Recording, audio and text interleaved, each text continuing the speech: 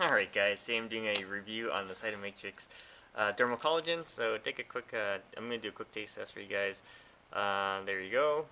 It's basically bioactive collagen from Verisol. So we're going to open this up, do a quick taste test, be right back.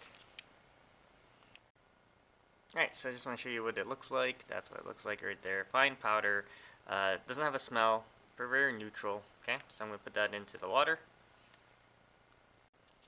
Okay, there it is in the water.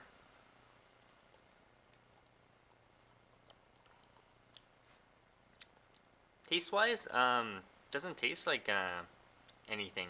So very neutral.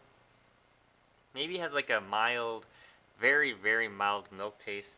Although if you look at it, it is dairy free. So, all right, guys. If you have any questions, comments, post them below. Subscribe to the channel.